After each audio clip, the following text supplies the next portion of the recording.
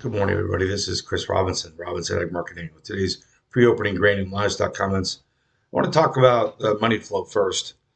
Say the funds are short 100,000 wheat, probably maybe 55, 60,000 corn. They've been covering a little bit of corn.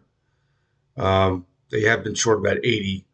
We'll see what happens there. They're long about 20,000 beans, adding to that small long bet. So if you hate the managed funds, if you hate speculators, and you grow soybeans, say a prayer for a managed money guy that's long beans this morning because he's betting with you.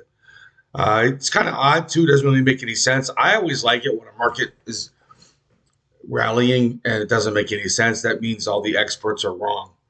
Okay, we came off of a really horrendous USDA report. We're going to get another one here in February. I don't think that's going to shake the boat very much. The big one's going to be planning intentions.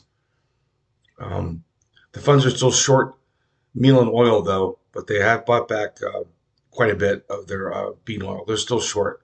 Bean oil hit a 5-month high. That's all being driven by speculation about biodiesel programs coming back online.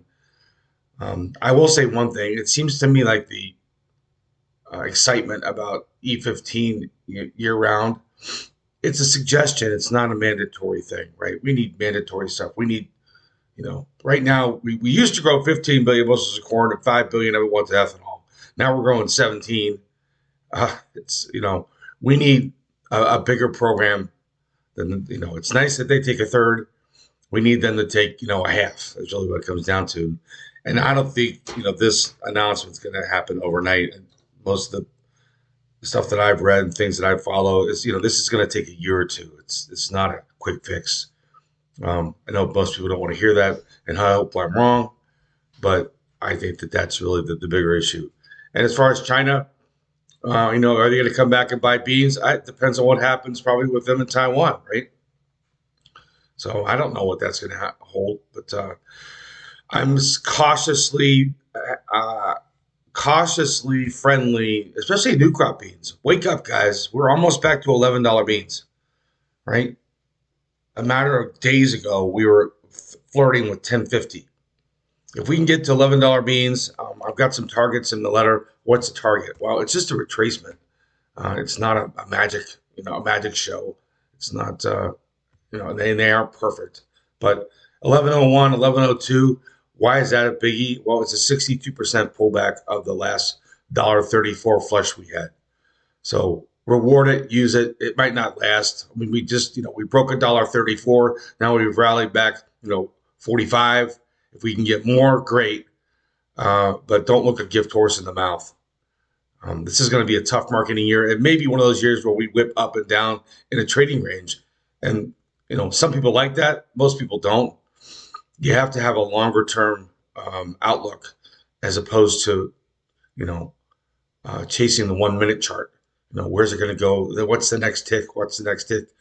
A market like this will drive you crazy if you're that person. So that is one reason I always do the weekly wrap, because you want to take a pause, take a breath, take a couple deep breaths, and look at the long-term chart, look at long-term targets.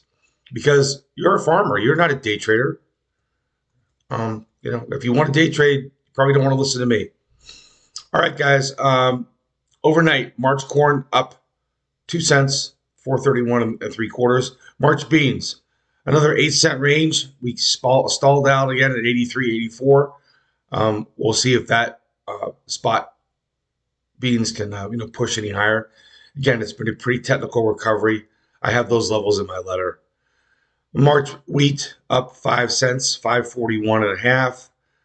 July above, I think as long as July wheat stays north of 551, then we can talk about what's going on there. But it did make a new high last night, the highest trade in about a month. On November 20th, I'll call it 2 months. November, December, January, a 2-month high there in wheat. Wheat does not get interesting for me out there in July until we get north of 585 or $6. But, it's heading the right way. So I'm not going to worry about why it's happening. Hopefully the funds who are short will throw the towel on that. If they have to buy back 100,000 contracts, you better be in a position to reward that if you're someone that's long wheat. Cattle, we're going to see, we moved to new highs of the recovery yesterday. I had some guy call me up because that's a new high all time. I'm like, no. We still got a long way to go. April fat cattle traded up to 239. It really didn't blow through those old highs. It's got to get through 240 to really kind of set things on fire. But we traded as high as 250.9 back in October. So there's another $12 to go if you're really bullish cattle. Or if you're short futures cattle and you want to know how much heat you're looking at $12 worth of heat if you're wrong. Or if your head's wrong. March feeders, that did make a new move. Traded as high as 366.20 yesterday. There's a gap up there, kids. I've been talking about it since we made our lows. There's a gap in October, which starts at around 370.6. So we're about $4 or $5 from getting into that gap.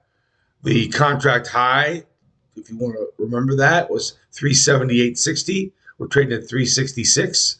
Last time I checked, that's about $12. So there's $12 of upside if this thing can keep going. We know how this thing can break. So rather than try and guess the top, just maintain your puts, roll your puts up. I was rolling up March feeder puts. I was spending $2 or $3 and going up $25, $30 on those puts. And that's a situation where it's so nice if you have puts on because you're not making one margin call and you're picking up 6, 7, 8, 9, 10 times what you're paying for the dollar. If you can pay $1 and go up over $20, that's good. That's much better than riding futures north. And I did roll up for guys that wanted to our April hogs. So that's it specifically. Hogs look like they might be rolling over a little bit. Nobody calls the top. Nobody sells the high. People that tell you that are lying. This is Chris Robinson, Robinson Ag Marketing. Give me a call if you want someone to help you manage your risk. It's really what it comes down to. I can't promise you that I can say, hey, don't worry, we're going to go here, or don't worry, we're going to go there. But I can help you manage your net long position if you're a farmer or producer and you're sick and tired of staring at the screen all day. Okay, take care.